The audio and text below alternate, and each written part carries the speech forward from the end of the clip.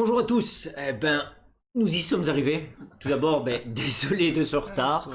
C'est un petit peu le problème du live, c'est que parfois on a des petits soucis techniques et comme c'est notre tout premier live, déjà ça me fait très plaisir. Apparemment, il y en a déjà 8 qui suivent. Voilà, veuillez nous excuser par rapport à ce retard et de fait, voilà, bienvenue. Première chose, bienvenue. Qu'est-ce que j'ai à dire? Oui, donc ça va durer approximativement une bonne heure. Restez avec nous parce que certains d'entre vous auront la possibilité de gagner un sac à dos KMG. Et donc à la fin, on fera une espèce de petit jeu concours pour voir ceux qui ont été attentifs. Et celui qui répondra à la question repartira avec le sac KMG, d'ailleurs qui est tout neuf, qui est juste derrière moi. Il est encore emballé dans son plastique. On le déballera tout à l'heure, on va pas faire ça maintenant. Vu le léger retard, bien évidemment. Donc tout d'abord Thibaut, je suis d'abord très content d'être avec toi ici. Mais moi aussi, bonjour. Première chose. Tu as eu cette initiative de vouloir faire un live Facebook. Tu m'en avais parlé il y a plus ou moins 4 mois. Et de fait, on l'a mis en place. Quel était ton... Oh là là, qu'est-ce que j'allais dire? C'était quoi le plan à la base? De quoi? C'était quoi l'idée? C'était quoi le plan? Le plan à la base? Ouais, pour ça, c'est pour tu voulais faire ça? Oui, c'est ça. Voilà, Quel était l'objectif de faire ce live? Mais en fait, de base, comme il y a eu le Covid et qu'on s'est retrouvés tous cloîtrés chez nous et qu'il y a eu l'explosion justement les vidéoconférences, je me suis dit que c'était un moyen assez sympa de garder le contact avec les élèves. Et puis, j'ai fait 2-3 lives avec mes élèves, j'ai pas eu le temps d'en faire beaucoup malheureusement, mais vous avez donné des cours en live, j'en ai fait aussi. Les cours le dimanche, il y a le fait qu'on a chatté un peu avec les élèves, etc. Puis dans d'autres plateformes, que ce soit les jeux vidéo, etc., c'était vraiment l'explosion. Et donc je me suis dit, pourquoi est-ce qu'on ferait pas ça à nous pour discuter, rencontrer un petit peu les gens d'une autre manière, plutôt que de les rencontrer au dojo, où on a 5 minutes avant le cours, 5 minutes après le cours, ou bien ne fût-ce qu'une heure. Et comme ça, les gens peuvent te poser une question, et puis on n'est pas obligé de parler que du Krav non plus, il y a des choses. Un truc bête, mais je me suis rendu compte que ça fait 7 ans qu'on se connaît, et je ne sais pas quelle musique tu écoutes. Même parlons pas de ça. Pourquoi tu veux savoir mon répertoire de... Non, pas de musique. J'ai pensé à ça en tu vois. Non, ça fait pas partie des costumes. Ouais, non. Non, oui. Donc bonjour à Mathieu d'ailleurs. Parce qu'on voit que Mathieu est connecté, il nous fait un petit coucou. Donc ça fait plaisir. KMG Martini, carrément. Salut les gars. Et Mathieu de Burlet. Bonjour les gars. Ça fait plaisir. J'espère que vous allez tenir plus qu'un quart d'heure. Non, je déconne. Et j'ai oui en même temps, comme ça on voit en live un petit peu ce qui se passe. Yannick aussi. Et ben voilà, c'est toujours les mêmes fidèles quand même. C'est notre noyau dur. Donc l'idée, je pense que tu avais des petites questions justement que tu comptais me poser par rapport, voilà, pour qu'on puisse parler un petit peu de manière plus humaine, manière plus personnelle, notre approche par rapport au Krav Maga. Et en même temps, ce qui nous intéresse, c'est bien évidemment que vous participiez, que vous posiez des questions, que vous mêliez par rapport aux conversations, et que finalement on réponde surtout à vos questions s'il y en a, et voilà, que ce soit surtout un live participatif, interactif. Ça c'est un très très bon mot. Donc voilà, je t'écoute. On a les questions là, en fait, vous les voyez pas, mais elles sont cachées. Eh bien, sous mon pied. On peut, ouais, c'est ça, on peut partir sur. Attends, j'ai pas envie de les faire dans l'ordre, en fait, j'ai envie de prendre l'antépénultième. Qu'est-ce que ça te fait maintenant d'être à la tête d'une structure comme Carix? Waouh, je m'étais dit que. Ok. La tête de Carix, tout d'abord, c'est une fierté. Donc Carix, c'est l'ASBL. C'est l'ASBL qu'on gère et qui. Voilà, l'ASBL qui supervise nos clubs de Krav Maga.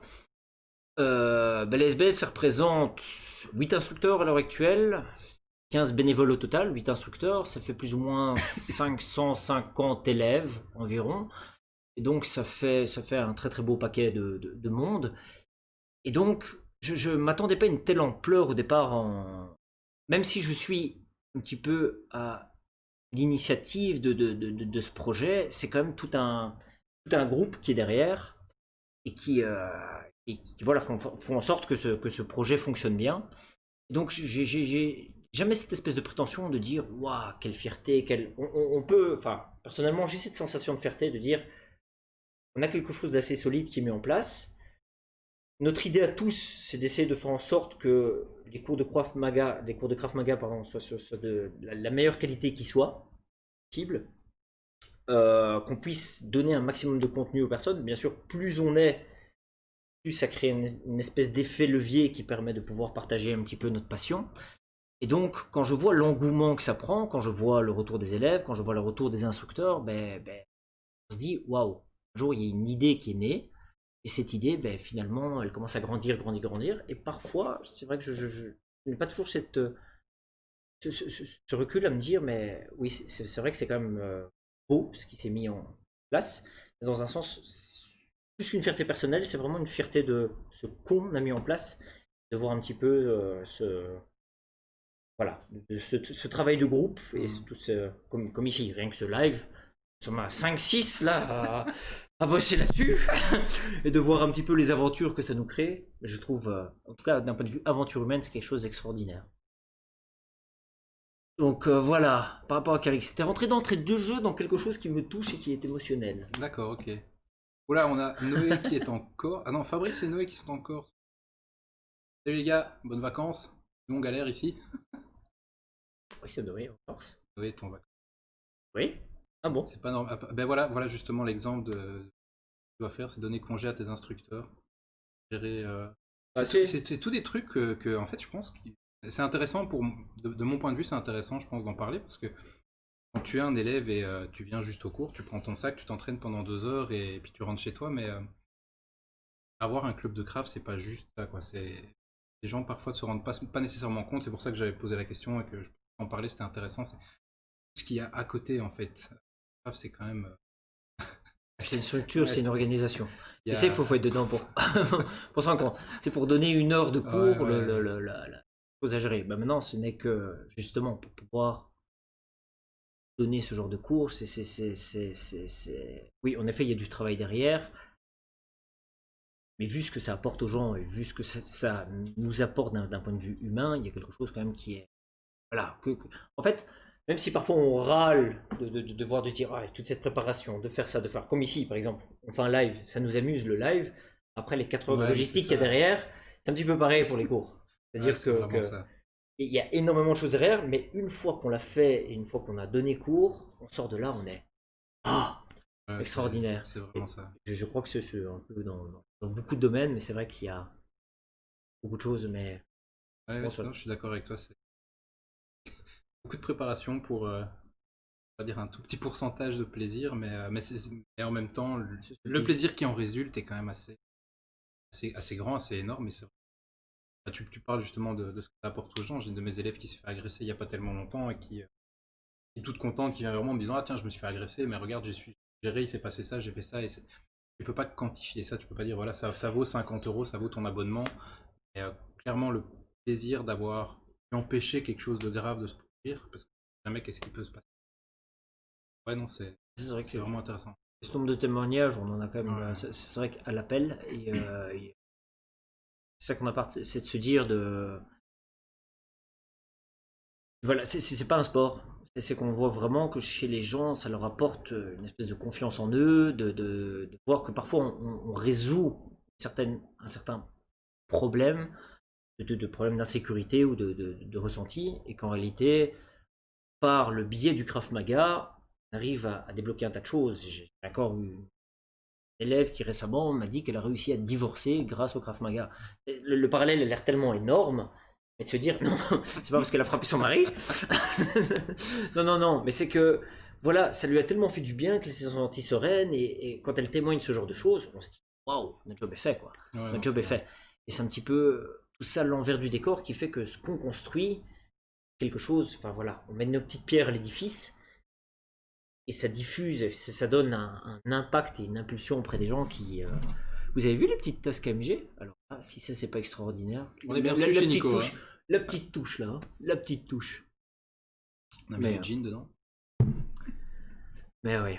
Euh, Donc, vous voulez me dire, pour parce que tu as préparé un tas de questions. Ouais, il y a plein de questions, mais après, c'est large. Je pense qu'un truc, ça fait toujours rire les élèves, c'est quand tu as des anecdotes. Et je pense que t'as quoi, ça fait combien de temps que tu ah, maintenant 15 ans? J'ai 17 ans. 17 ans. 17 ans que je fais du Krav Maga. Raconte-nous Non. le truc qui t'a fait le plus marrer en donnant cours. Qui m'a le plus fait marrer en donnant un cours. Alors, donner un cours, je Tu pense peux en parce qu'en prendre fait, plusieurs et tu les gardes ouais, pour après, parce que je pense qu'on a tous, en tant qu'instructeur, je pense on a tous des anecdotes, des trucs vraiment bêtes ou des situations complètement cocasses qui nous font rire, mais je pense j'avais entendu en Guadeloupe, je me rappelle bien, qui mettait ses gants à l'envers et ouais, non, pas de problème, tout va bien, tu vois, quand t'entends ça, tu te dis bon, ok. Ah oui, heureusement c'est Guadeloupe. Attends, parce qu'on en a un de Martinique, en espérant que c'est pas Martinique, pas lui. c'est Guadeloupe. Ok. Non, pour être Mais sûr. non, c'est Oui, ou ce c'est genre je- d'anecdote Où voilà, c'était pour rappliqué devant ouais. Emmanuel Ayache, Ouais, c'est je pense, ça, ouais, et qui avait mis ses gants à l'envers et qui était là, et qu'on lui avait prévenu de le prendre surtout pas lui. Ouais, parfois il y a des cas spécifiques. Oui, on a eu, bon, sans rentrer dans les détails, mais je pense que je t'avais déjà raconté une élève où je voyais bien, mais bon, ça c'est pas une anecdote pendant le cours, mais c'est une anecdote avant le cours, où une dame où on voit bien que ça va pas tout à fait quand on pose la question. Je dis, ben, qu'est-ce qui vous a amené au Krav Maga? Et qu'elle me dit, c'est parce que j'ai suivi une lumière sur mon Ah chemin ouais, ouais, ouais. et Dieu m'a guidé vers vous et machin. Et on est là et parfois on doit gérer et on est devant un groupe et on est là et on doit garder son sérieux et bien évidemment accueillir, discuter avec la dame, tout le bazar. Bien évidemment, elle a fait son cours d'essai, tout le bazar, on n'est plus jamais venu après son cours Ah, d'essai. si, elle est venue, hein. Oui. Bah oui, elle est venue chez moi, oui. Oui. T'étais là en Ah oui, plus. je lui ai dit de la Villers. Oui, c'est juste. Oui, c'est vrai qu'on l'a oui, trouvé bah là. oui. Oui. On s'est d'ailleurs demandé comment elle a fait pour atterrir là, puisque La lumière. Bon, soit. Mais... pas dans les groupes Facebook, pas sur les pages Facebook, pas par téléphone, personne savait que tu venais. Ouais, mais voilà. Mais bon, ça, c'est des anecdotes parfois de profils qui arrivent sur le chemin. Rapport, donc. Voilà. On a tout, et là-dessus. Hein. Mais des anecdotes, non. Qu'est-ce que. J'en ai tellement. Je crois. Une des fois où j'ai vraiment le plus éclaté de rire, où j'ai pas su me retenir, je suis parti. Je ne sais même pas si tu connais cette histoire. Bon, elle est un peu particulière cette histoire, mais enfin bon, soit on va directement rentrer dans le pipi caca. C'est pas trop grave. Mais un jour, Eyal Enilov, on le connaissait depuis très peu parce que il venait de, voilà, on venait d'arriver chez lui. Et Eyal Enilov, on le rencontrait pour. C'était une des premières fois où il arrivait en Belgique. Donc on le connaissait assez peu, c'était pendant le fighting course, le court combat. Il y a un moment, pour faire un retour au calme, il nous fait une certaine forme de méditation. Et la méditation, je crois que tu connais cet exercice. L'exercice consiste à en fait faire une défense 360 et d'aller faire un coup de poing, de revenir à sa position de base, mais ce geste, uniquement ce geste, de le faire en 10 minutes. Ouais. Et donc de se concentrer, donc au bout de 5 minutes on est là, 5 minutes on est là.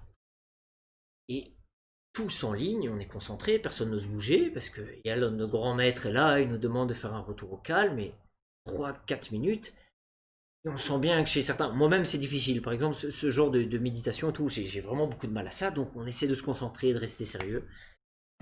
Et arrive ce qu'il ne faut pas arriver, bien évidemment, au bout de 4 minutes, il y en a un qui nous fait un bon petit bruit, comme il faut.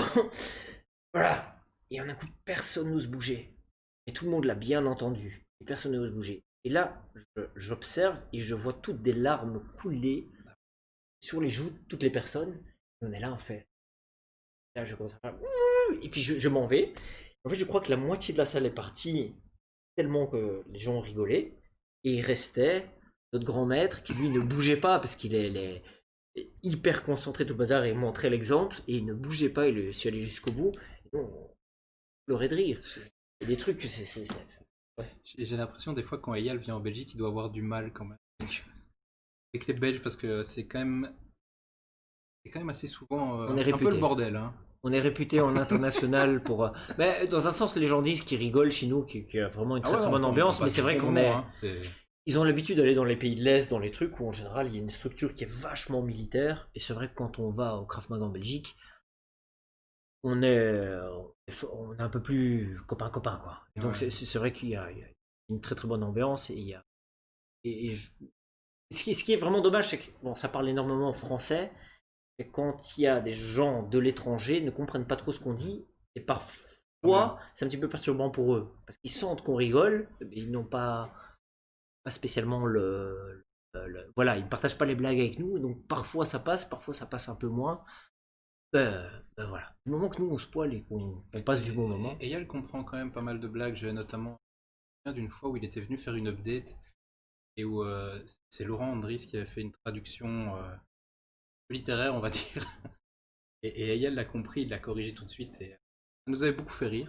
Ouais, parce qu'en fait on se rend compte qu'il comprend très très bien le Ouais, parce français et que que ouais, tu peux balancer toutes tes insultes que tu veux, il enregistre, il traduit et il comprend pas grand chose, mais quand il entend. Ah non, c'était assez drôle cette fois-là, ouais. ça passe. T'as eu toi des anecdotes au cours? Tu te rappelles? Il y en a, il y en a plein le nombre de fois où j'ai pété en faisant une démo. C'est vraiment, je pense. Ne descends pas le niveau s'il te plaît. Mais ça, je pense que c'est n'importe quel instructeur qui a cette Oui. blague, un truc comme ça. Après, anecdote, j'en ai une en particulier, mais c'était quand je donnais cours la toute première année, mais à raconter comme ça va pas être drôle du tout. C'est un élève en fait qui me tenait et tu lui fais Baptiste, lâche-moi. Il voulait pas me lâcher, quoi. Il croyait vraiment qu'on était dans le scénario du truc et donc j'étais là, Baptiste, lâche-moi, lâche-moi, lâche-moi, lâche-moi. Il voulait pas, il était persuadé qu'il était dans le rôle de l'agresseur et voilà, je suis sûr que c'est Que pas t'écris et que drôle. t'es machin. Ouais, c'est ça. Et donc je lui dis à un moment donné, mais écoute, je vais te frapper parce que si tu veux pas me lâcher. Mais anecdote, ouais, je suis. Ah, t'es venu chez moi, t'as vu mes élèves aussi, t'es venu à mon cours. Rien que ça c'est une anecdote. Voilà, Non, c'est... Bon, bonne soirée, merci. non. Bonjour Philippe, de Bretagne d'ailleurs. J'espère qu'il fait beau, magnifique j'imagine. On t'envie. Bon, Il fait beau ici, il fait ouais, là par contre en plus c'est 45 degrés. je crois que c'est un sauna dans le salon. Ouais. Avec les projecteurs en plus. Ah, t'as voulu le faire ici, hein. On peut faire chez moi, c'est bien. C'est vrai qu'on a, la prochaine fois on le fait dans un jardin ou sur une terrasse. Hein. Je pense que Ouais. ce sera peut-être mieux. Comment tu mets les câbles? Soit, de nouveau, on prendra 4 heures en plus, hein, pour éviter les retards, de fait. Décalage horaire, ouais, ok. Qu'est-ce que j'ai dire par rapport au... Mince, j'ai perdu le fil conducteur par rapport à ce que tu disais par rapport à tes élèves. Mince. Qu'il y avait des anecdotes, c'était. Si tu veux une anecdote moins drôle, c'est quand tu donnes cours et que tu as les matchs de volley, etc., qui sont à côté de toi, ça c'est vraiment désagréable. Et c'est un peu ça aussi, le fait d'être instructeur, je crois, c'est que tu t'adaptes à ton environnement dans tu donnes cours, quand tu donnes pas cours, quand tu te fais agresser ou pas. Et au final, ça se passe bien. Et c'est vrai que. Il y a des Ouais, anecdotes, juste. je pense, mais. Ouais, non, c'est. Non, c'est parce que tu me faisais penser au fait, en parlant de ça, en parlant de l'élève, c'est ça en fait le lien. Tu parlais d'un élève qui te tenait et qui ne te lâchait pas. Ouais. Combien de fois ça arrive souvent avec des gens moins expérimentés, ils arrivent pour faire une démonstration, et puis en réalité, où ils y vont à fond, ou en un coup, voilà, ils pensent que bah, là je suis devant le prof, donc je vais y aller parce que c'est réaliste. Et en attendant, un coup tu dois réagir, voire surréagir et ouf, ouf, vite le stopper. Et en fait, pour lui, dans sa tête, se dire oui, bah bon, c'est un instructeur. La réponse à ça, c'est de se dire oui, mais ok, tu me fais une vraie attaque. Là, je peux faire une vraie défense. Tu es sûr, tu veux recommencer. Ouais, Et là, dans c'est ce ça. cas-là, je réponds réellement. Et là, la personne dit ah ouais, non. Et donc, rappelez, parce que parfois, sur les étranglements, ça m'est déjà arrivé aussi, hein, de voir que j'ai vu le coup dans un de mes clubs où il y avait un élève qui arrive et part sur un étranglement et je l'entends dire aux autres je vais y aller à fond. Et j'ai à peine le temps d'entendre cette phrase que je sens qui me sert, mais une force. Et donc, je suis obligé de réellement mettre les doigts dans les yeux, de percuter, de ressortir. Je simule deux trois actions, mais je le repousse réellement d'un coup de pied. Et je lui dis, ok, bon, tu fais une vraie attaque, mais dans ce cas-là, je vais faire une vraie défense. Et je dis, ben, tant mieux, je vais en profiter pour le dire à tout le monde. Je dis, mais nous, on est obligé de simuler. On ne peut pas mettre les doigts dans Ouais. les yeux, on ne peut pas mettre des frappes au niveau génital. En réalité, on sait que c'est très très efficace, mais les personnes, eux, vont réellement t'étrangler. Mais si toi, tu simules et qu'en Ah ouais, réalité, eux t'étranglent réellement, voilà. Et ça, c'est par exemple des anecdotes. Ça, on va pas parler d'anecdotes. C'est des choses qui arrivent souvent au cours et que nous, on doit essayer de contrer et de se dire waouh, il faut essayer de jouer avec ça. Ah non, je suis d'accord. Ça m'est déjà arrivé aussi. Je crois que ça nous est tous arrivé quand on donne cours d'avoir un peu trop fort, qui mettent en échec, etc. ou qui le font d'ailleurs entre élèves. Montrer Parfois les- certains, nous n'allons pas citer de nom, mais nous avons des spécialistes de mise en échec Ah de ouais, leurs camarades. Ça arrive, ouais, de fait. Mathieu qui nous demande de raconter ton premier cours de crave, si tu t'en rappelles. Waouh. Oui. C'était- Ah, non, mais celle-là. Non, oui. Nico a Alzheimer aujourd'hui, il ne se rappelle pas de grand chose. Si, il ne se si, rappelait si, pas si. de mon prénom ce matin. Oui, oui. Bah écoute, c'est pas parce que je t'ai appelé Fabrice. D'ailleurs, ça te va mieux, je trouve. Non. Que. Non. Mais voilà, m'en veux pas. Mon premier cours de Krav Maga. Alors, oui. C'était avec Charlie. Le premier cours de Krav Maga, en effet, je donnais cours dans une école à l'Athénée Royal de Gansoren. Parce que je venais d'avoir mon diplôme instructeur avec Charlie. Et j'allais donner mon premier cours. Et donc, j'avais invité pas mal de monde et même des copains et tout. Et d'habitude, avant d'être instructeur de Krav Maga, on était 4, 5, 6 au cours. C'était vraiment un petit comité restreint parce que voilà, on faisait un peu un mix d'art martial parce qu'à l'époque on ne pouvait pas être. Enfin, j'étais pas formé instructeur Krav Maga. Et donc dès qu'on a eu le diplôme, ben, j'ai convoqué pas mal de personnes, dont Serge Bridou. J'ai voulu d'ailleurs qu'ils viennent assister à mon premier cours de Krav Maga. Donc on avait été avec le dry drill, tu as fait le JIC, Ouais. hein, le dry drill avec les trucs qui étaient bien décomposés. Donc je l'ai fait vraiment picobello de manière très très académique. C'est en quelle année Je ça? pense que si maintenant je reverrais mon cours, je pense que je m'insulterais. Parce que voilà, respecter vraiment toute une structure très très académique, un peu de freestyle, je pense, dans les cours. Et donc là, on est en 2006, on est en septembre 2006 quand je donne cours pour la première fois. Et donc il y avait 15 personnes. Dans les 15 personnes, il y avait 10 copains à moi. Donc ils étaient tous très très enchantés, ils trouvaient que c'était formidable. Évidemment, comme c'était des copains, ben, ils ont dit que c'était formidable. Et puis je les ai plus jamais revenu. plus jamais revu parce que voilà. Mais j'étais tout fier d'avoir 15 personnes et même Charlie était venu à ce moment-là et il a dit waouh, 15 personnes. Bah oui, c'est parce que j'avais ramené mes copains. À ce moment-là, j'ai 20 ans. Donc ouais, je m'en souviens. C'était dans une cour de récré, c'était sous un préau. Et voilà, c'est un bon souvenir. Et à l'époque, on avait des espèces de tenues, des grands bandes rouges. Bon, on a encore ces pantalons. Ouais. C'est les mêmes pantalons qu'on a actuellement au Krav Maga, simplement les bandes étaient rouges. Il y avait Ah, je vraiment vois, des ouais. logos qui étaient marqués. Et les instructeurs étaient en rouge, les élèves étaient en blanc, et les experts étaient en jaune. C'est toujours, ah, un jour j'aurai du jaune. Et bien évidemment, l'année avant où je passe expert, Ils ont tout ils ont changé. abrogé les trucs, et en fait tout le monde avait la même couleur, la même enseigne, et j'ai fait, j'étais tout triste. Et donc le jour où j'ai eu mon premier expert 1 et que j'étais enfin expert, je me suis créé moi-même tout seul un t-shirt jaune parce que depuis l'adolescence je le voulais et donc j'ai eu mon t-shirt jaune chez moi Tu l'as pas qui pris n'existe avec? pas. Ah. Non, Oh. non, Je qui suis sûr n'existe qu'on aurait pas. voulu. Moi j'aurais voulu voir. Oui, en plus j'ai mis instructeur et tout. Et puis c'était très kitsch. Très kitsch. Je l'avais mis une fois à un stage et puis un de nos grands maîtres qui a dit c'est pas un t-shirt légal. J'ai dit non, non, bien évidemment que non. Avec quel âge quand t'es devenu expert Quand je suis devenu expert 1, j'avais 25 ans. 25 Il y ans. a Mais 10 ans, presque. ouais. Pour l'époque, en fait, ça c'est drôle parce que à l'époque, quand j'ai commencé le Krav Maga, des experts en Krav Maga, il n'y en avait pas. En Belgique, on n'en avait pas. En France, il y avait Emmanuel Ayache, mais il n'avait pas de club de Krav Maga encore. Enfin, si, je pense qu'il avait déjà ouvert son club de Krav Maga. Si. Donc, vu que c'est dans son club que j'ai vraiment découvert le Krav Maga. C'est en allant une fois faire un séminaire à Paris en 2004 avec Emmanuel Ayache et Gabi Noah à l'époque. Et quand on a participé à ce stage, là à ce moment-là, j'avais 2004, donc j'avais 19 ans. Là, c'était une révélation. J'ai dit, ok, oui, non, c'est ça que je vais suivre. C'est les principes qui en découlaient, les démonstrations, ça avait l'air complètement en dehors des autres arts martiaux. Ça répondait vraiment à une espèce de réalité, en tout cas de ce que j'ai vu, ce que je vois encore à l'heure actuelle. Là, j'ai eu vraiment une révélation avec Emmanuel Ayache, qui à cette époque a aussi 20 ans, 21 ans, 22 ans à l'époque, qui était vif, qui était rapide, explosif, il l'est toujours, respect, qui est excellent instructeur, le truc, et j'étais très impressionné, et je me dis, waouh, c'est vraiment ça que je veux faire. Et à partir de là, c'était, ok, je ne vivais plus que Krav depuis que j'avais fait ce séminaire. Et pourquoi est-ce que j'en étais là?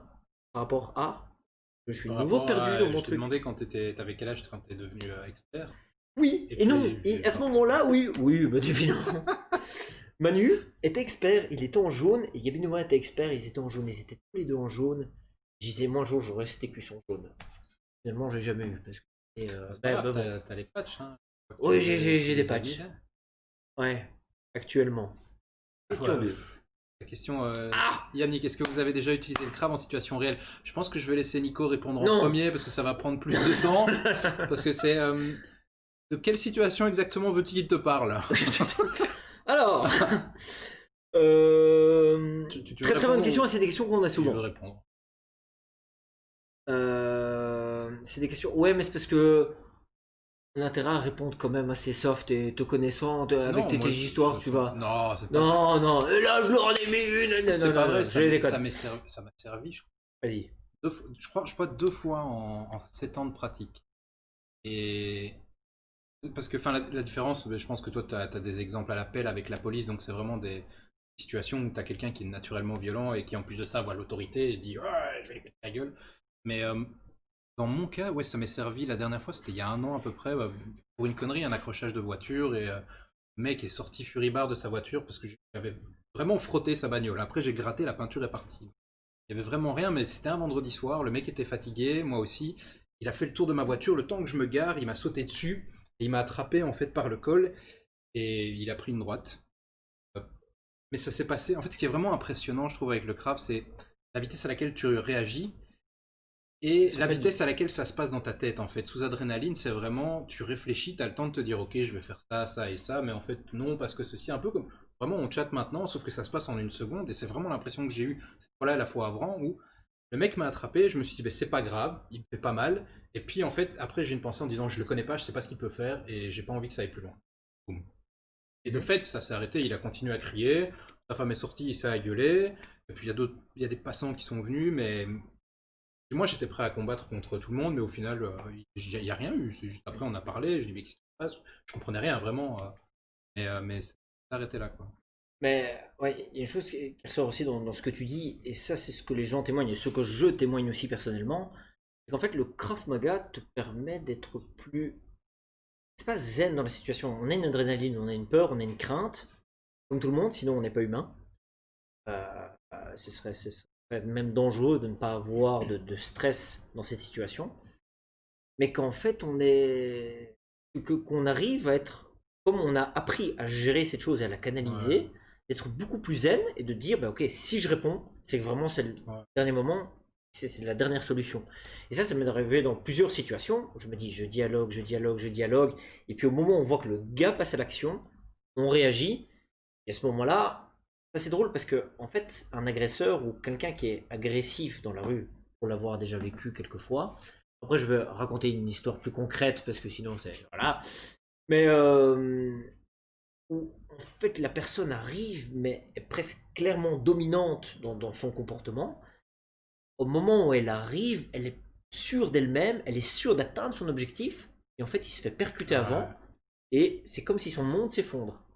Et en un coup, c'est ce que j'ai toujours l'habitude de dire, c'est qu'en un coup, King Kong devient Bambi, Vraiment ça. et s'écroule, et dit, et nous on est presque là à se dire, c'est tout. Oui, oui, t'as envie de plus, là? C'est tout.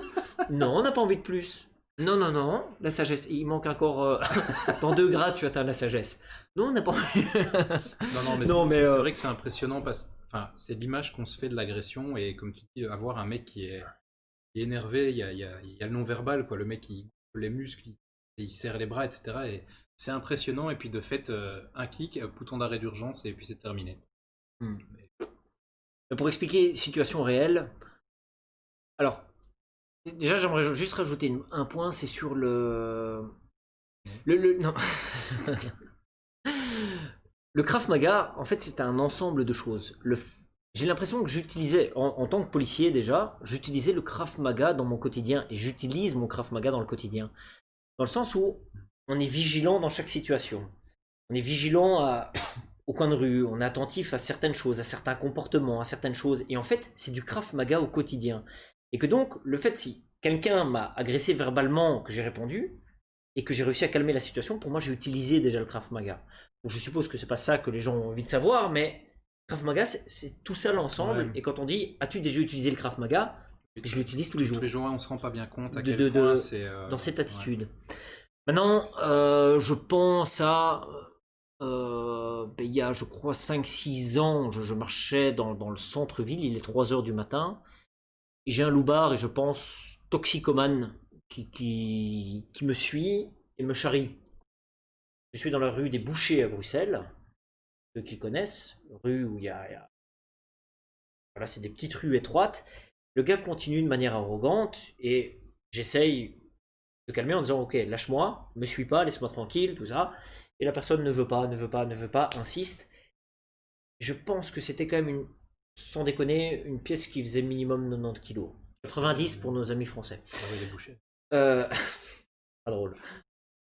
Et la personne Bienvenue me au suit, me festival des suit. blagues pas drôles. À un moment, il me suit, et s'approche, et je me dis, ok, là, je n'arrive plus à discuter, et je mets un coup de pied arrière, mais au niveau du torse, je me retourne, un coup de pied arrière, puis je me retourne et je mets un front kick. Je le vois voler et rouler par terre. Puis je dis, ok, t'es calmé, et puis j'ai continué à m'éloigner, j'ai fait demi-tour, et puis le gars, il est resté par terre, il s'est relevé, il était un peu groggy, et m'a plus suivi, c'était terminé. Là, c'est une des situations assez light. Une des dernières en date, c'est dans le métro à Molenbeek, et là j'étais encore policier, où en réalité là, si c'était il y a des pays de l'Est. Enfin, d'un côté, quand on a un conflit, on a toujours l'impression que les gens sont beaucoup plus énormes que Ouais. qu'ils sont. Qui sait, peut-être que je le rencontre maintenant, il est peut-être tout petit.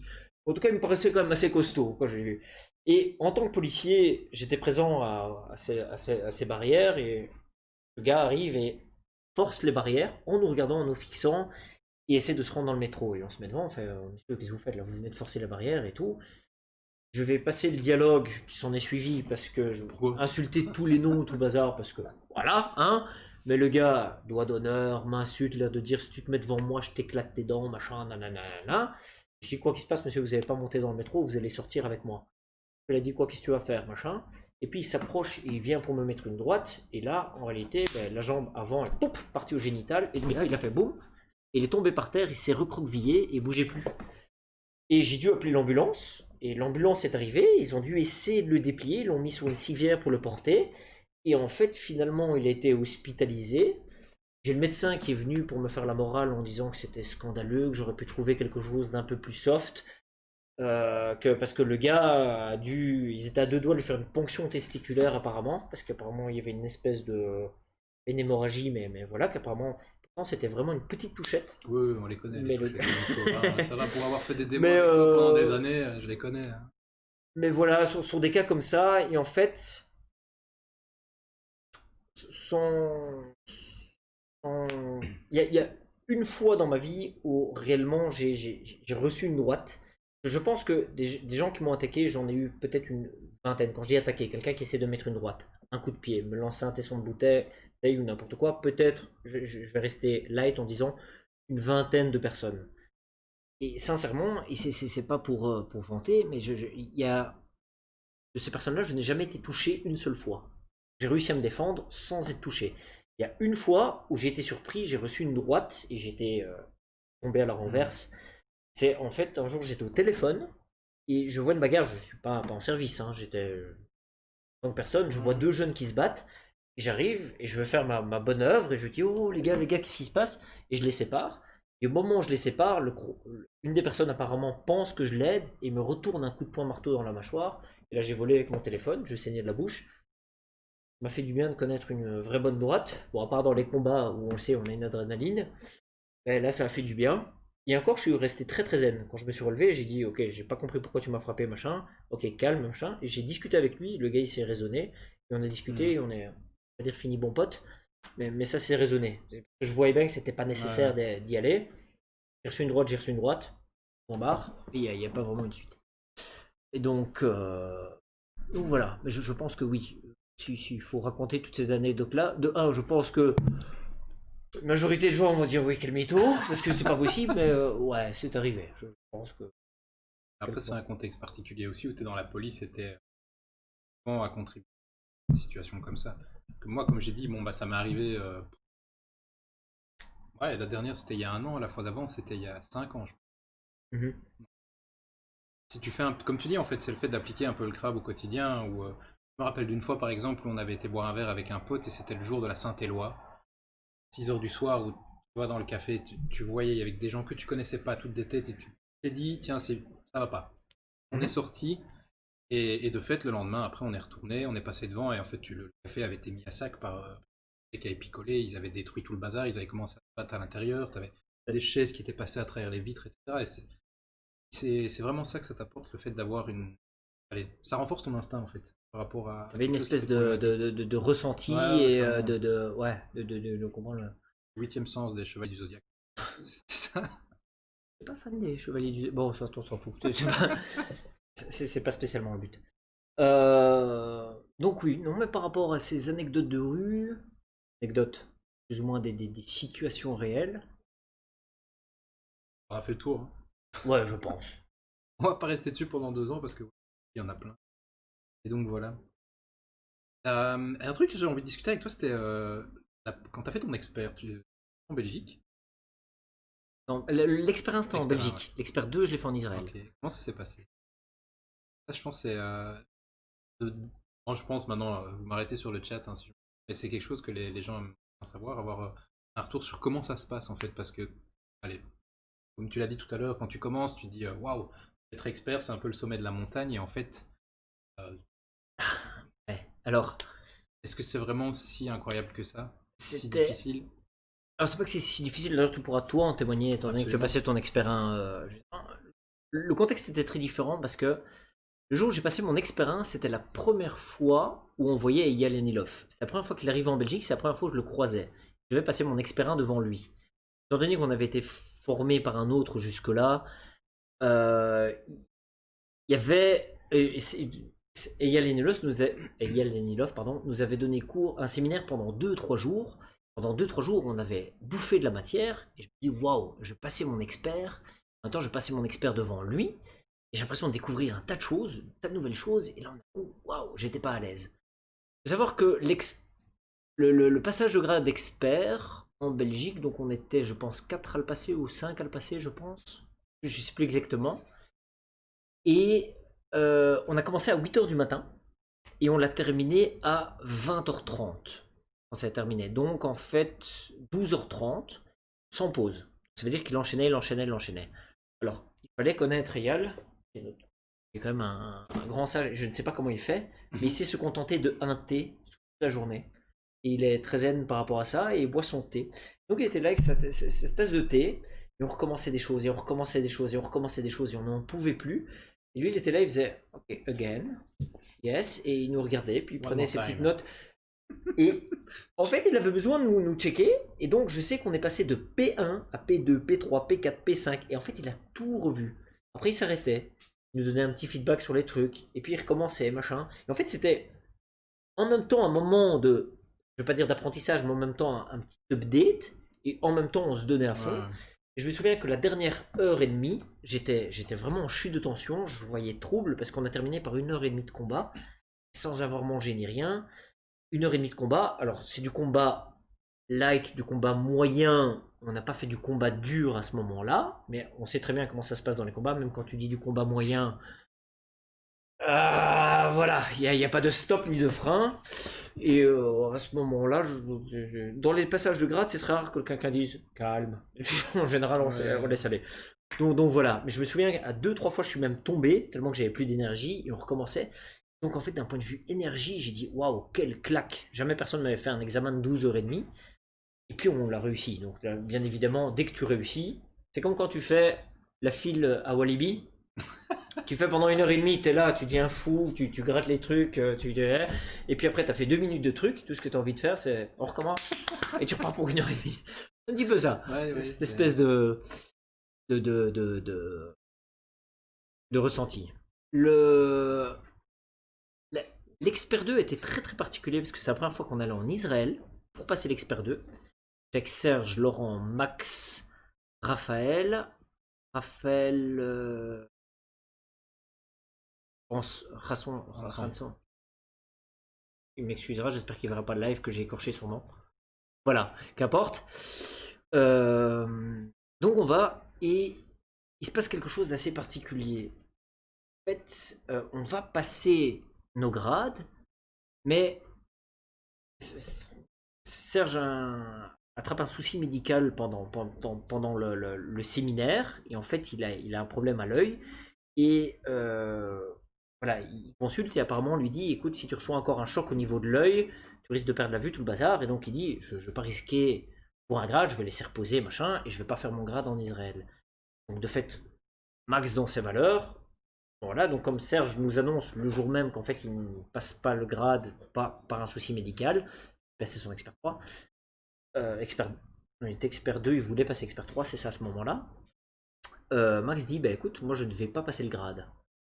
Parce que Serge ne passait pas son grade. Serge ne passait pas son grade, et il dit donc moi si Serge ne passe pas de grade, je préfère pas passer de grade, tout le bazar, et du coup je me retrouve merde putain, préparé tout le truc, et j'étais en plein questionnement à me dire est-ce que je passe mon grade, est-ce que je passe pas mon grade, j'étais complètement perturbé. J'arrive, je rencontre Zev Cohen pour la première fois. Ouais. Zev Cohen, tu connais. Ouais. On passe le grade, et Zev Cohen en plus, tu sais très bien ce qui se passe à ces passages de grade, il est très très porté combat.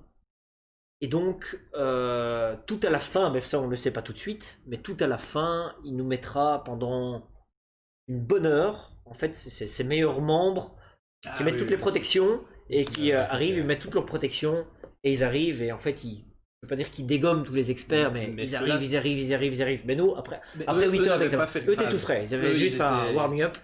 Bon, vraiment, ils sont très excellents, ils sont très très bons, et c'est des compétiteurs, et voilà, et t'as juste plus envie, Donc l'examen était quand même assez dur, il a duré un peu moins longtemps, parce que je crois qu'il a fait 8-9 heures d'examen, donc c'est assez light, hein, bien évidemment, sous la chaleur d'Israël. Bon, allez, c'est une salle qui était climatisée, et il s'avère que à ce moment-là, je suis voilà, en passant l'examen. En fait, je suis le seul à recevoir mon grade. Donc il y a 3 échecs. Il y a un qui ne l'a pas passé, un autre qui n'a pas passé. Oui, non, pas par rapport à la Belgique. Okay. Mais c'est à ce moment-là, parce qu'après il y a eu 4 mois plus tard, il y a eu un deuxième examen, ils sont passés tout le bazar. Mais à ce moment-là, ce jour-là, des Belges, je ressors là. Et en fait, ça a été très très particulier comme ambiance, parce que arrivé au restaurant, le soir, en fait, l'ambiance elle était complètement plombée. J'étais avec tous mes amis belges qui étaient voilà, complètement cassés de chez cassés, machin. Plus, en fait, ces espèces de lots de mauvaises nouvelles. Et moi, j'étais le seul à dire je suis mon expert 2. Je pouvais pas ni m'en vanter, ni être fier, ni être. Et donc, en fait, j'ai dû avoir cette espèce de fierté gardée. Je pouvais chatter avec des gens et parler avec des gens. Mais en réalité, j'ai pas vraiment pu le fêter avec mes copains. Et donc, ça a été vraiment extrêmement particulier. Et donc, à la fois c'était pesant, mais à la fois j'étais super heureux et super fier de l'avoir fait, clairement. Donc voilà. Et de fait, oui. En parlant de ça, j'ai pas toujours réussi mes examens d'ailleurs. Il y a eu. Expert 3. Ouais, Expert 3 d'ailleurs, ça a été la première fois où il y a eu. L'Expert 3, je l'ai fait, de nouveau avec 2 fois d'ailleurs. Je l'ai fait, j'avais échoué pour la première fois un examen. Était un petit peu en Israël, je me souviens, et puis tu l'as repassé en Belgique, c'était en 2016, si je ne dis pas de bêtises, parce que c'était l'année j'ai fait mon GIC, et je me souviens que j'étais resté pour regarder le test qui est ça à 22 heures, un truc comme ça. On avait fait l'update, je devais rentrer chez moi, mais je voulais absolument voir. À l'époque, c'était. Oui, je me souviens que c'était Piotr qui était avec moi en tant que. Qui était resté, et qui, je pense, le pauvre a bien ramassé pendant toute l'heure, parce qu'il devait jouer mon partenaire. Et ouais, ça avait de nouveau duré jusque tard, puis un peu comme le dernier en date, l'Expert 4. Enfin, soit qui est aussi le lendemain matin où j'ai dû revenir à 7h, enfin soit, on y reviendra plus tard. Gardons le fil. Mais c'est vrai que Expert 3, pour la première fois, j'ai reçu un échec. J'étais en Israël, on me dit t'as échoué. Donc certains avaient échoué, certains avaient réussi. Mon camarade avec qui j'étais, qui n'était pas un Belge, qui était un Polonais excellent, vraiment, lui avait réussi son grade. Mathéus, ouais. Qui lui avait réussi son grade, et moi je vois, et j'avais dans les points, j'avais mes points, mais en réalité sur le passage de grade Expert 3, il manquait encore ceci, donc voilà, j'avais échoué tout le truc. Dans un premier temps, le ressenti c'est waouh, on a l'impression qu'en fait c'est comme si on avait perdu tout le château de cartes. D'un coup qu'on était. Alors il y a cette sensation qui arrive au départ, mais je pense que toute forme d'échec, quand on te met une fois en disant ben voilà t'as échoué, et d'un coup tout est remis en question. si en un coup, tu étais devenu tout mauvais, comme si en un coup, il se passait ceci, ceci, ceci. Ce qui est... J'ai perdu le fil parce que je viens de voir une notification. Voilà. Bravo. Attends, expert 4, expert 2, les gars. Ah, c'est Yannick qui met ça. Ok. Tu te calmes d'abord. On se repose, on boit une petite tasse de thé et on fera nos experts quand il fera moins chaud. Premièrement. Non, d'ailleurs. Et attends, je vais revenir là-dessus par la suite parce que d'abord, on va revenir sur ce que j'étais occupé à dire. Et donc, le fait de reprendre. De recevoir ça, c'est comme si on a tout se remettait en question, alors qu'on a fait déjà un parcours qui est déjà extraordinaire. Mais chez moi, ça c'est un petit peu, je veux dire, ma force optimiste, c'est qu'en réalité, cette sensation-là, elle dure un quart d'heure. C'est le temps d'encaisser l'échec, d'essayer de comprendre. Ensuite, on reçoit le feedback, on analyse. Et en fait, je suis sorti de là, j'étais reconnaissant. Reconnaissant de me dire que, en fait, on ne me fait pas de cadeau. Ça veut dire que l'expert 2, on m'a pas fait de cadeau. C'est le même en plus. Ouais. Donc j'ai vraiment eu mon expert 2. Et j'ai mon expert 3, il est estimé que. Et je me suis dit, ben, c'est bien, je suis dans une fédération sérieuse qui me donne pas le grade pour me faire plaisir et machin, pour dire oui, c'est une question politique, machin, nanana. Non. Ils ont estimé que. Voilà. Et en même temps, j'ai reçu un super feedback comme j'ai jamais reçu. J'ai super bien bossé là-dessus. Ça m'a permis de m'améliorer. En fait, je vois vraiment ça. Si dans un sens, tu passes un grade et que tu sais que tu vas le réussir. Ouais, il n'y a pas vraiment de challenge. Et puis, c'est plus pour le feedback qu'on le fait, je pense.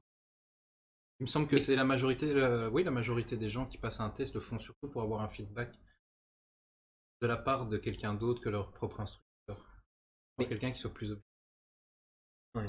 Oui, clairement. D'ailleurs, c'est un petit peu ce qu'on dit. C'est le passage de grade. Il n'y a pas du tout de compétition ni rien. La seule compétition, c'est pour soi-même. C'est en fait de juste savoir que telle technique sont nickel, que c'est validé, c'est signé par un instructeur qui valide que ça c'est acquis, et qu'en réalité, ben voilà, que ça vaut ce grade-là. Et que donc c'est vraiment un truc qui est très très personnel et qui permet de structurer son apprentissage. On voit d'ailleurs les élèves qui passent des grades, en général évoluent bien plus vite que les élèves qui ne passent pas. Parce qu'en fait, les élèves qui ne passent pas le font par loisir, mais en même temps le font sans objectif, donc en réalité n'étudient pas le Krav Maga comme quelqu'un qui voudrait vraiment passer les grades. Donc c'est pour ça qu'on insiste souvent pour dire, passer des grades, c'est un petit challenge en plus. En même temps, on a toujours une espèce de sensation de fierté. Ouais, clairement. Mais que, non, c'est pas spécialement. Chaque année, bien évidemment, on a des échecs pour le passage de grade. Mais qu'en réalité, quand on prend du recul par rapport à ça, un échec, enfin, surtout dans un passage de grade, qu'est-ce que ça change? On perd pas sa maison, on perd pas sa famille, on perd pas son honneur. Juste de dire, ah ok, c'est là-dessus que je dois travailler. Ok, dans 6 mois, je remonte que j'ai travaillé ça. Et là, justement, comme par-dessus, on peut rebondir sur la question de Yannick ou R4. Ouais, alors Expert 4, qu'est-ce que tu veux dire par Expert 4? Tu l'as déjà fait, enfin je pense que tout le monde.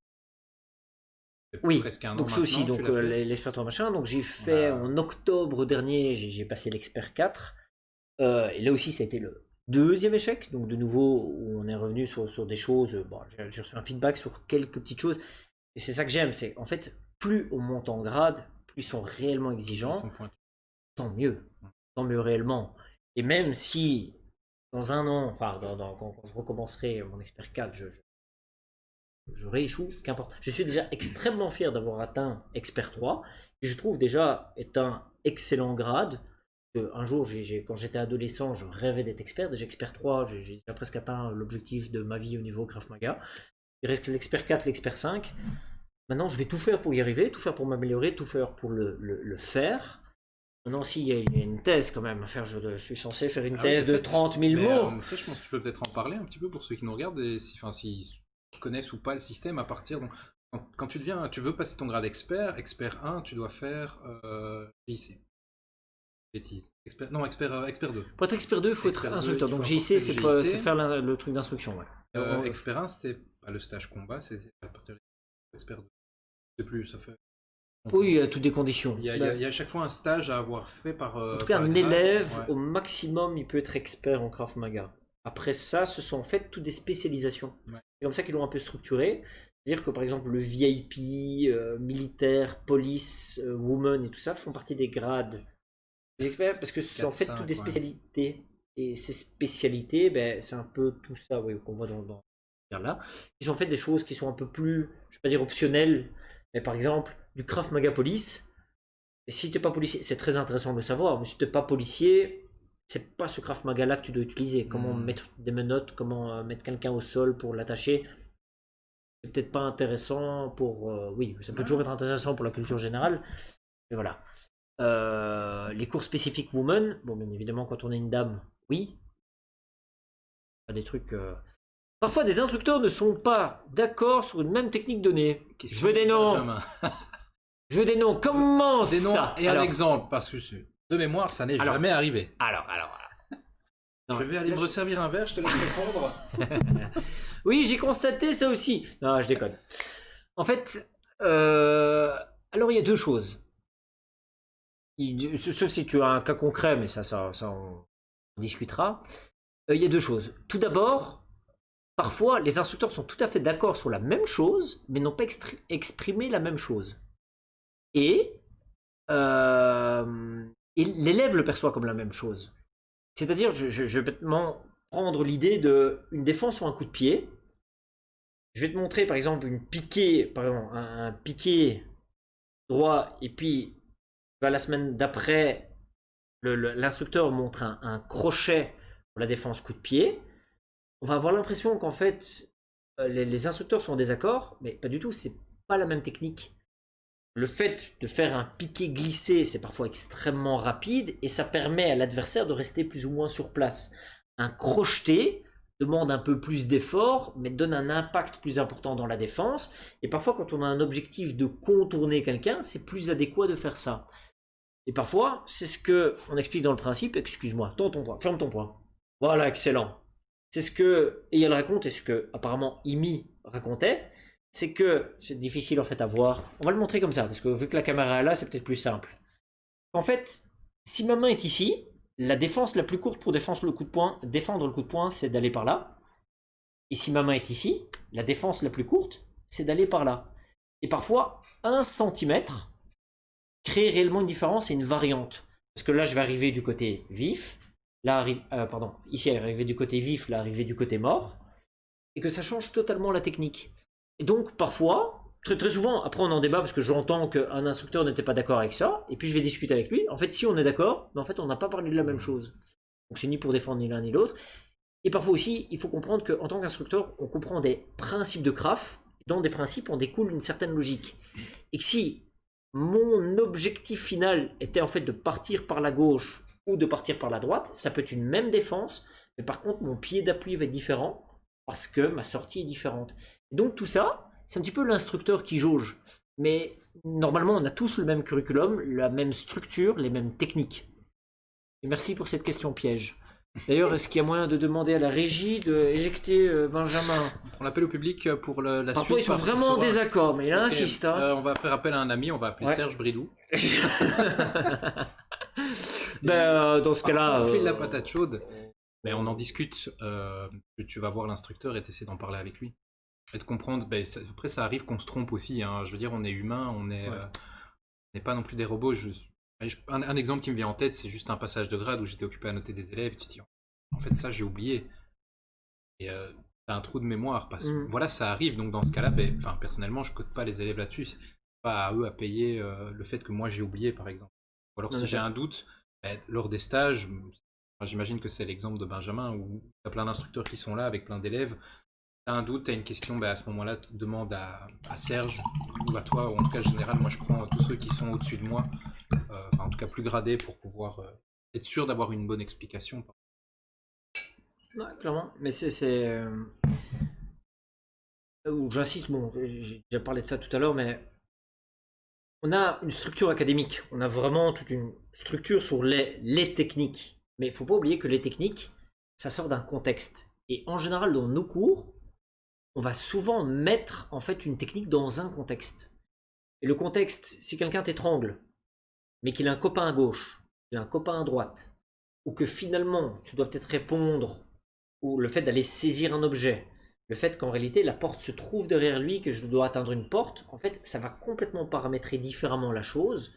Ou si l'adversaire est légèrement en angle, on part dans une espèce de variante, et en fait tout ça peut très très vite changer. Maintenant, normalement, dans le cahier académique, bien évidemment, comme il dit, ben, c'est qu'on n'est pas à l'abri parfois d'un oubli ou d'un point de détail qui manque. Pour ça, d'ailleurs, qu'on suit des formations ben, tous les dimanches, au niveau belge en tout cas, tous les dimanches, les instructeurs On a cette suivent une chance, hein. formation chez Serge. C'est une chance Ouais, extraordinaire. franchement, on a beaucoup de chance par rapport à ça.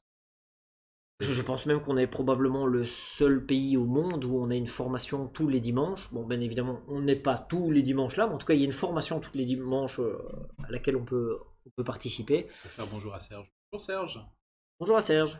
Bonjour Serge. Merde, il nous écoute. Eh ben, il tombe bien, Ah, mais il y avait une question fan pour lui de- juste avant. Next, tu te rappelles de ton tout premier passage de grade du P1? Waouh. Waouh. En fait, c'est bizarre, mais j'ai assez peu de souvenirs de mon premier passage de grade Krav Maga. Et d'ailleurs, si Serge est en ligne, il va peut-être pouvoir m'aider. Parce que c'est plus que probable devant lui que j'ai passé mon P1 à l'époque, mais je n'ai pas de souvenir de comment ça se passait. C'était à la salle à Anderlecht, ça c'est certain. Je me souviens des patchs, je me souviens des petits diplômes. Je me souviens plus de la structure qu'on utilisait à ce moment-là pour les passages de grade, qui était assez similaire à celle qu'on retrouve aujourd'hui, mais avec quelques nuances, parce que bien sûr le syllabus a un petit peu changé.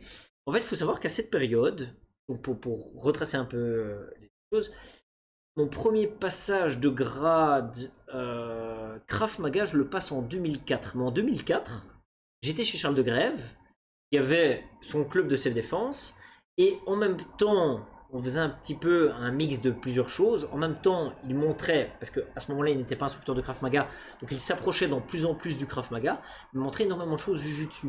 Donc on restait, parce qu'il est 5e dan en Jujutsu, on restait en même temps à faire pas mal de choses Jujutsu, on intégrait des choses de Krav Maga, et à l'époque je passais des grades en Jujutsu, et en même temps en parallèle je faisais du Krav Maga, et en fait je crois qu'en 4 ans de temps, j'ai dû, parce que je pensais à ça tout à l'heure, je pense que j'ai dû faire probablement une dizaine de passages de grades en 4 ans de temps, parce qu'il y avait des grades Jujutsu, plus Ouais. après des grades Krav Maga, et puis on repassait là. J'ai l'impression de faire des grades tout le temps à l'époque, plus je passais mes brevets ADEPS à l'époque et machin. Et en fait, ça n'arrêtait pas. Et donc, vraiment, je me rappelle d'une ceinture blanc-jaune, jaune, jaune-orange, verte, bleu, marron, noir, premier dan. En même temps, je passais des grades Krav et machin, et donc en même temps, je jonglais qu'un tas de choses. Donc en fait, tout ça est un petit peu flou. Je n'ai pas un souvenir marqué de mon premier grade Krav Maga. Je me souviens juste de la salle, mais je me souviens plus du tout de la structure. Je pars, vous serez à l'aise. Non, Mais Serge! non, reste, Serge. Non, Serge, c'est génial! Que du contraire. On s'amuse. Ah ouais! Mais bon, faudra juste faire attention à ce qu'on dit. Non, mais comme il y aura de toute façon une rediff, tu verras tout ce qu'on raconte. Donc, Presque, ouais. Je vois que tu as pris des bouquins que tu as mis sur ta table et on en parlait, on en parlait entre nous. Je t'avais linké un bouquin sur manipulation des médias, etc. Et on part un peu plus loin, mais qu'est-ce que tu recommanderais comme bouquin pour les pratiquants? T'as la base, hein, t'as les bouquins d'Emmanuel Ayache et enfin. en plus, c'était pas ici. prévu, mais ça va, Celui-ci, mais je pense que c'est. Pardon, ouais. mais ça va, vous, toute ma décoration. Ça, c'est Ah, je sais pas. le premier livre de Eyal, je pense. Ouais, Imi Eyal. ça n'a rien à voir. Enfin, Si, ça, rien à voir. c'est- Rien à voir. D'accord, ok. Ça, c'était le bouquin qui avait été écrit avec Imi et Yalenilov. C'était si je dis pas de bêtises, je pense, le premier livre qui d'ailleurs se trouve toujours dans les boutiques et sur Amazon d'ailleurs, qui était le premier livre sur méthode. Attends, c'était quoi? Comment se défendre contre un assaillant armé. Et je trouve que c'est une vraie petite bible à l'époque, parce que beaucoup de choses sont encore très très très très à jour. C'était écrit dans les années 90, si je dis pas de bêtises. Et ça a été, oui, bah oui, étant donné qu'Imi était encore parmi nous, de fait, et qui a été écrit par Eyal Inelov avec Imi Lichtenfeld. Et voilà, donc ça c'est ce bouquin, je l'ai je crois depuis 15 ans. Et puis après, il y a le bouquin de Emmanuel Ayache. Ça par contre, je vous le conseille, très très bien expliqué, surtout pour les débutants. Surtout pour les débutants. Énormément de principes, les principes fondamentaux du Krav Maga. euh, voilà, un petit peu tout ce que constitue le Krav Maga, quels sont les... Ça part du comportement, de fait de l'utilisation d'un objet, de même à la limite comment être habillé de manière adéquate, en fait c'est un tas de choses, plus beaucoup de témoignages et ce genre de choses. Et en fait, bon, Emmanuel Ayache qui est expert 5, qui est directeur KMG France, qui est voilà, excellent pédagogue, et franchement j'ai lu son bouquin, c'est une Très bien, vraie bible dans le Krav Maga. Neurocombat, tu l'as pris aussi, tiens. ouais, bah, il était dans la pile et ça, et je l'ai lu. Je pense que c'est destiné de manière générale. Honnêtement, moi, je recommande ça à tout le monde en fait, tous les pratiquants d'arts martiaux, tous les instructeurs d'arts martiaux, tous les pratiquants, parce que vraiment, je crois on peut dire, c'est une synthèse de toutes les études qui ont été menées sur la gestion d'un combat, voilà, les réactions humaines Ouais. en termes de combat, etc. C'est vraiment, vraiment. Comment ton cerveau réagit dans un stress et dans un Ouais, et combat. Et, c'est un peu vulgarisé en fait. mais, C'est accessible à tout le monde, vraiment. ouais. Et il met des mots sur les émotions, et je trouve que c'est vraiment super intéressant, super important de l'avoir lu en tant que prof, mais aussi en tant que pratiquant. Le seul problème, c'est qu'il est plus édité, et donc on peut le trouver sur Amazon à 300 balles en général. Ah ouais. Ah, mais je vais le garder, tu vois. Donc, Moi, je le si tu veux revends te pas. faire Non, de l'argent, c'est tu le limite. revends, mais c'est vraiment une bible. Euh, Alors, Charlie qui demandait. J'ai vu que Charlie me demandait de raconter mon brevet ADEPS. Alors, merci Charlie. Non, c'est pas ça mon C'est brevet venir au ADEPS. combat. Mais je sais pourquoi il C'est pour parle de Mathieu. ça. Je sais Passe-moi pourquoi il la parle de bouteille ça. d'eau, Je s'il te plaît. suppose qu'il rigole déjà. S'il te plaît, Merci. pose boisson. Ah, je déconne. Euh, Je sais pourquoi il parle de ça, parce qu'il y a, voilà, on a beaucoup rigolé. Parce qu'en fait, il faut savoir que pour passer son brevet ADEPS Moniteur, eh ben, il n'y a que deux disciplines sportives ADEPS au niveau martial, c'est le judo, le karaté. Et on s'est formé en karaté, donc on a choisi karaté, parce que c'était une méthode de pied-point, c'était aussi en 2006 d'ailleurs. Et donc on a dû, je pense, même acheter, si je ne dis pas de bêtises, je pense qu'on a dû acheter un kimono rien que pour l'occasion. On était formé donc par des formateurs en karaté, et donc j'ai un diplôme ADEPS en tant que moniteur karaté. Et bon, je vais pas dire que j'ai jamais fait de karaté, mais c'est voilà, c'est différent du Krav Maga dans la méthodologie. Et de fait, les mouvements sont plus saccadés et tout, et je me perdais complètement. Donc c'était très drôle. Mais bon, c'était vraiment la structure pédagogique qui était enseignée.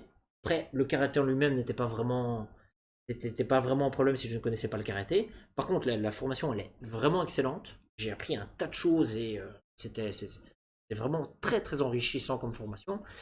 Mais je pense il se souvient de mon passage de grade où j'ai dû enseigner Yan Shodan, si je dis pas de bêtises, Yan Shodan. Donc c'est le premier kata en karaté. Et donc il fallait se mettre dans des positions et faire toute la parade et machin. Et je devais l'enseigner aux autres. Et donc il se poilait à mort parce qu'il me voyait que j'étais complètement en gauche. Et heureusement le Merci moniteur Charlie est pour assez... cette anecdote. Ouais, et je pense que Celle-là, je la connaissais pas. ça lui a fait ça lui a fait un très très bon souvenir. Il a très très bien rigolé parce que lui avait l'habitude des arts martiaux. Moi j'étais un petit peu moins dans le bain. Et je me souviens aussi qu'on s'est bien poilé. C'était une belle formation d'ailleurs. C'était 8 jours de formation et c'était au Bloquerie à Louvain-la-Neuve. C'est vraiment donné par des docteurs en éducation physique qui t'expliquent un tas de choses et je la recommande. D'ailleurs, de plus en plus, les centres sportifs maintenant demandent ou favorisent les gens qui ont un diplôme ADEPS. Y a différents niveaux à voir, mais rien que le niveau 1, donc le premier niveau, ça ouvre déjà pas mal de portes dans pas mal d'accès. Donc il y a des instructeurs qui nous écoutent. Faire le brevet ADEPS est une très très très très. On est dans les formations, justement, c'était. Ce que t'as pas fait, parce que je pense que t'en as tellement dans la KMG que on ira plus vite en te disant ce que t'as pas fait. Il y a. Les brevets que j'ai pas encore fait. Ouais, Les brevets que j'ai pas encore fait. En fait, il me reste militaire et police, bizarrement. Militaire et police, mais on a fait un tas de stages d'ailleurs avec Serge en 2006 et Emmanuel Ayache. À l'époque, on était parti encore faire un stage police Krav Maga à Paris, à l'époque. Et en fait, chaque année, on revoit, parce que dans l'expert 3 et l'expert 4, on parle du Krav Maga militaire et du Krav Maga police, donc on s'entraîne à chaque fois. Et donc, en fait, si je passe l'expert 4, normalement, tout ce curriculum est validé, mais il faudrait quand même faire ces formations police et militaire. Et j'ai fait en plus pour avoir réellement toute la collection. Tout le reste, j'ai fait toutes les formations, je pense, au niveau Krav Maga, toutes les formations qui sont données. J'ai suivi que ce soit le mindset, le combat, le VIP, le ground fighting. Laquelle que t'as préférée? Ouf. En fait, elles sont toutes chouettes. Alors, le VIP, en même temps, on a fait du tir, on a fait de... Peut-être que tu devrais expliquer un peu aussi comment ça fonctionne pour tous ceux qui n'ont pas eu l'occasion de le faire. Alors, pas encore. Le fonctionnement des stages. Et en général, c'est réparti sur 5 jours. Alors, séminaire, ouais, ça dépend. Ça dépend les séminaires que c'est. 4, 5 et puis 7, je crois. Ouais. C'est... Le séminaire, ouais, ça dépend, oui, ça dépend de... Je pense que police, VIP et militaire, c'est 10 jours. Parce qu'en même temps, ils font aussi du tir, ils font du truc opérationnel, et que donc ça prend un peu plus de temps. Tout le reste des formations, ben, le combat aussi, il dure une semaine, non? Le combat, c'était 7 jours, si je dis pas de bêtises, avec le test. Enfin, quoi que le test, c'était pas non plus... Quand j'étais il y a 2 ans, le stage combat, c'était... oui, c'était... On a fait l'examen s'est fait le dimanche matin. Et c'était pas comme pour un grade vert ou gradé, un truc comme ça, donc... C'était... Mais c'était 7 jours. Ouais, je pense. Je sais qu'à l'époque, quand on a fait, on avait une espèce d'armure et tout. Je crois qu'ils ont abrogé maintenant l'armure. Ouais. Une espèce de grande armure et on faisait du combat dur avec l'armure. Maintenant, ils ont. Ouais, tant mieux parce que c'est. Voilà. Hein. T'as vraiment très chaud. Quand tu combats avec un casque et ce genre de choses, c'est un vrai sauna à l'intérieur. Mais ça restait un excellent souvenir parce que du combat, déjà, ben, dans un sens, tu souffres. Et comme tu souffres ensemble, une espèce de communauté qui se crée. C'est ça. Et. Ceux qui ont fait l'expérience avec moi, on est bientôt à... Attends, c'était quoi ça? On n'a jamais été aussi proche de la fin. On a entendu ça pendant 10 heures. Toutes les heures, on n'a jamais été aussi proche de la fin. On n'a jamais été aussi proche de la fin. Et côté exténué. Pour essayer de se motiver, de se dire, allez... Non, presque... En même temps, c'est ça qui est drôle. C'est que on souffre, mais dans un sens, ça nous fait tellement plaisir. C'est même pas souffrir, je pense. Parce qu'au-delà de ça, bon oui, c'est vrai que les passages de grade, c'est fatigant. Mais en même temps, étant donné que c'est quand même fort graduel, bon bah, t'habitues. Mais ouais, on en a parlé tout à l'heure, c'est vrai que on se marre bien en fait pendant ces trucs. C'est vraiment gai, les formations sont vraiment super sympas. Et puis tu rigoles avec l'examinateur ou avec le formateur, que ce soit Eyal, Zev, il y avait Pedro qui était là, et qui s'est bien marré. J'ai rencontré Balach au stage combat avec qui c'était. Oui, directeur en Hongrie, si je ne dis pas de bêtises. Je pense pas qu'il est directeur, mais il est un des. La Global Team, il est dans la Global Team, machin. Je pense que c'est. Vachement marrant. Peter Lakatosh qui est. Ou. Ouais. Médecin, je sais plus, Tal. Enfin, soit, ils sont. Mais d'ailleurs, KMG Hongrie sont énormément. C'est là où il y a. Je crois, c'est un des pays où il y a vraiment le plus de centres KMG au niveau international, c'est là où il y a le plus de centres KMG. Il y avait. Ouais, mais c'est ce que. Voilà, pour accompagner ce que tu disais, c'est.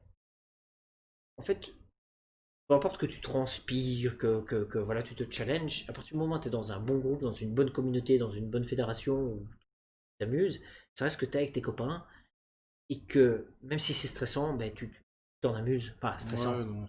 Stressant du stress positif, j'appelle ça, mais tu t'en amuses et voilà. Donc tu es avec tes copains, il s'est jamais rien arrivé en fait. Finalement, tu fais quelque chose qui est passionnant, tu t'amuses, tu es avec tes potes, il y a toujours une bonne ambiance et tu apprends des choses qui sont exceptionnelles. Ça, hein. On se l'a. J'espère le rappel concours. Rappel concours d'ailleurs. Donc je vous rappelle d'ailleurs pour ceux qui sont présents là sur le live que d'ici quelques instants on fera un concours sur ce live. On posera une petite question pour voir ceux qui ont été attentifs. On fera donc pour expliquer, on va faire gagner un sac à dos. Alors ce sac à dos, c'est pas un sac à dos en fait, c'est un sac de sport, bien évidemment. Merci Serge d'ailleurs qui me l'a... Non, il l'a pas donné, il l'a vendu. Mais l'avoir fourni. On vous posera une question à la fin du live et Un marathon, le premier qui répond Je le mets là, va le sac gagner. plastique. Je le déballe. Donc celui qui va le recevoir et qui en réalité dit ouais il est pas tout neuf, non on va pas dedans. Allez. On va pas dedans parce que ce sera pas la surprise. Mais quand même vachement large. Putain, oui. Donc c'est-à-dire que là on met protège tibia, coquille, tout l'équipement complet. Et je pense même que vous pouvez mettre votre enfant si vous avez la garde ce jour-là. Votre femme. Parce que Mais, votre femme ça dépendra des... si vous avez divorcé, Donc, comme nous. Non, donc honnêtement c'est un fameux sac. Et donc je vais pas le replier parce Nico que ça est va me déjà en prendre train une de plombe bien l'abîmer. évidemment. Et je suis déjà occupé à l'abîmer. Dépose. Et donc celui-ci, il va partir chez quelqu'un à la fin de ce live. Bien entendu. Mais c'est pas encore pour tout de suite. C'est pour bientôt. Dans un quart d'heure. Un gros quart d'heure, on fera... Dans un gros quart d'heure, on fait ça. Comment va se passer la rentrée? Bien. Merci Mathieu pour la question. En effet, tout va bien se passer. Alors oui, en effet, ça. Parlons de la rentrée, Nico.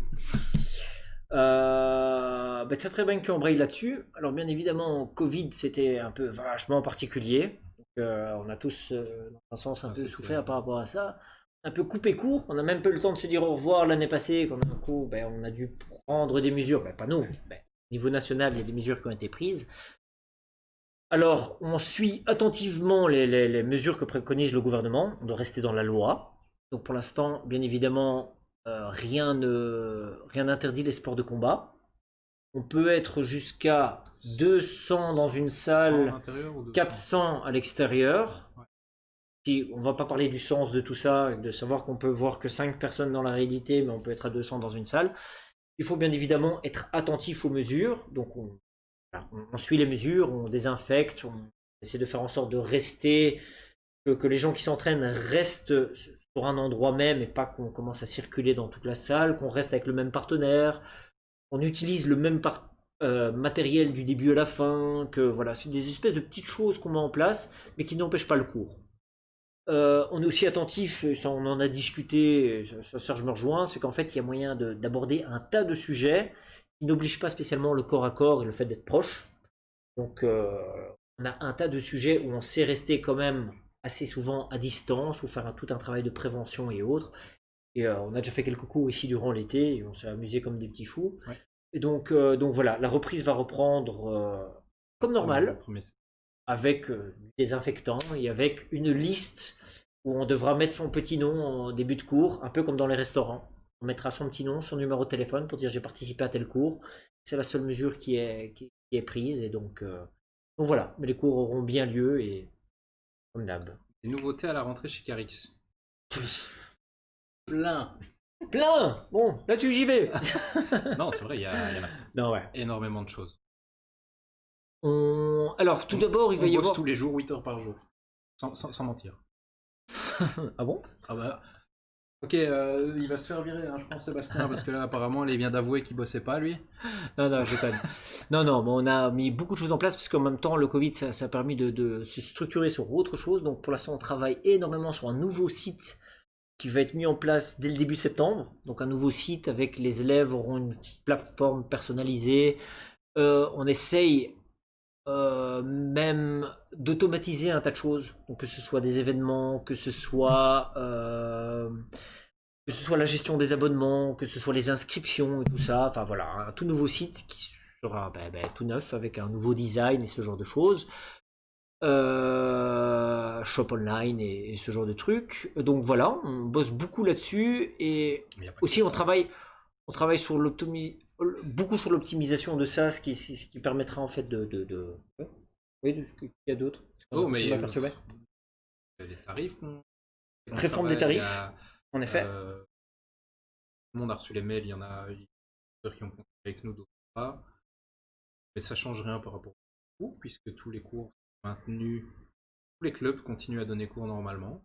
Pas de bêtises, hein. Ouais. Il n'y a pas de restriction par rapport à ça. Non. Juste, Rose-Saint-Jeunesse ne fait plus partie de notre école de Carix, mais par rapport à ça, tout le reste reste bien en place. Pratiquement mêmes heures. Il va y avoir de toute façon une newsletter. On va vous envoyer une newsletter avec, voilà, s'il y a des petits changements et vous avertir un petit peu de toutes les nouveautés qui sont mises en place. Quand je parle de réforme des tarifs, c'est qu'en fait, on a simplifié. Parce qu'en effet, la majorité des questions, c'était on comprend pas trop vos tarifs parce qu'il y avait des tableaux dans tous les sens. Et donc, on a fait quelque chose de beaucoup plus simple. Et, pour les anciens, il y a même un gros cadeau dans le sens où les anciens, on a pensé à eux. C'est-à-dire que les anciens ont le choix, pendant minimum un an, de rester sur l'ancien tarif, de rien modifier, ou s'ils trouvent ça plus avantageux, de switcher sur le nouveau tarif. Donc voilà, pour les anciens, ce n'est que du cadeau, que du contraire, avec tous les avantages qui seront mis en place, parce qu'on offre beaucoup plus d'avantages au niveau des tarifs. Des anciens élèves, pas des vieux qui sont là depuis X années. Qu'on ne fasse pas la différence. Oui, c'est ça, oui. On parle de ceux qui sont déjà présents. Donc on enchaîne sur le concours de fait. Ah, il va falloir poser une question. Moi, ce que je suggère, d'ailleurs, je ne veux pas le suggérer, on va le faire. Nicolas fait des pompages et vous comptez combien il en fait. Et puis, Mais vous le voyez pas, il y a la table. Si. Non. Je vais poser une question par rapport à. J'ai parlé d'un tas de choses et pour voir si les gens étaient attentifs, je vais poser une question. Et le premier qui répond et qui envoie la bonne réponse. On le contactera nous-mêmes et on lui enverra le sac. Avec le sac. Alors il faut poser la question. En quelle année t'as passé ton premier grade? En quelle année? Ouais, non, en quelle année j'étais instructeur de Krav Maga? Vous avez 5 minutes. En quelle année j'ai été instructeur de Krav Maga? Les instructeurs, ça compte pas.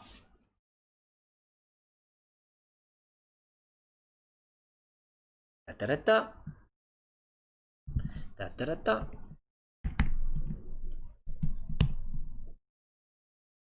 Ah. Et moi. Ta-ta-ta. Ça ne fonctionne pas. On va tricher, je vais aller donner la réponse à la régie. Non mais oh. Ben bravo. Problème du live. Bien entendu. Alors j'espère qu'il va pas parler trop fort. Est-ce qu'on a déjà des bribes de réponse? Normalement oui. Je sais pas mon téléphone. Merde. Tu vas arrêter de jurer Pas de réponse. Si, normalement ça doit arriver. Allez, de toute façon, vous allez... Un appel, c'est tout à gagner. Alors, Benjamin a répondu en premier, il a trouvé la réponse, apparemment, ouais. Benjamin! Bon, bah écoute. Bah, décidément, t'auras tout mérité cette année. GG, félicitations, bien joué. T'auras été le plus rapide. Benjamin, apparemment, c'est gagné. Donc la réponse était 2006. En 2006. Il était très attentif. Ou alors t'as dû aller l'étudier. Il a peut-être été sur le site. Sur Wikipédia. Ouais, il était sur le site et il a vite été voir le fourbe. Ah ouais, dans un sens, c'est vrai que c'est une réponse qu'on aurait pu... Ouais, non, mais c'est pas grave. C'est pas grave. On a cru que c'était le concours. On en refera. Donc voilà, eh ben, tu dois venir le chercher, je te donnerai une adresse. Parce que j'ai pas trop de diesel. Non, mais... non, voilà, c'est cool. Oui, et donc ben, voilà. Et c'était ça, donc félicitations tout d'abord, Benjamin. On va te fournir ça, ne t'inquiète pas, on va te l'envoyer. Alors ça, c'est les collègues qui viennent te pourrir sur le chat. Ah, c'est une collègue à toi? Ouais, non, c'est un collègue déjà. Ouais, c'est un collègue, déjà, Jennifer. C'est parce qu'il prend le nom de sa femme, et ok. Je vais pas lui laisser me foutre la honte en public comme ça, et je répondrai non, en privé. On s'arrangera entre nous. Ça, je laisse. Mais merci d'être passé. Merci d'être passé. Pour moi, il faut dire quand même ce qu'il a dit. Il a dit Thibaut, tu es beau comme un dieu. Oui. Donc, hop. Voilà. Bah, en attendant, ça va. C'est pour rire, non? Ouais, c'est gentil. C'est pour rire, évidemment. C'est gentil. Mais voilà. Donc, alors, par rapport à ce premier live, bah, vous voyez, on a parlé d'un tas de choses. On a partagé un tas de choses. À la fin, en même temps, c'est tant vos questions qu'en même temps débattre entre nous, raconter des anecdotes et ce genre de choses. Bah, ça permet une fois de prendre contact, se voir.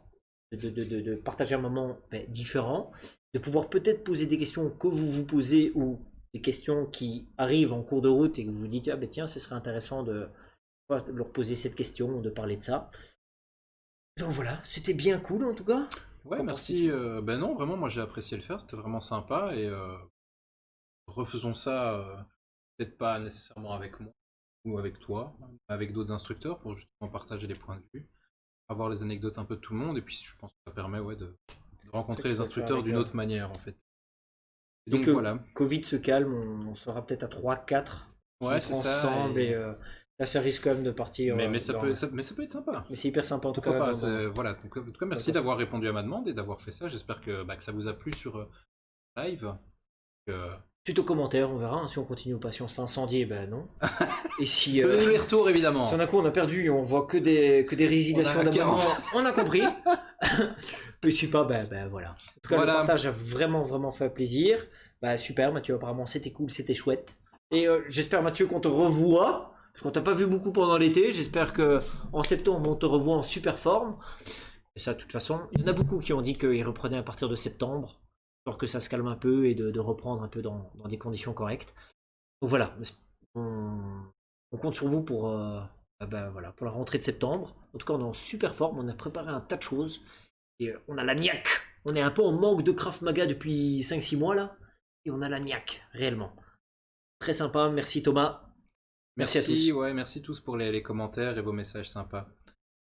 Voilà, sur ce, merci d'avoir été avec nous. Merci Nico. Un petit Kida. Un petit Kida. Kida. Kida.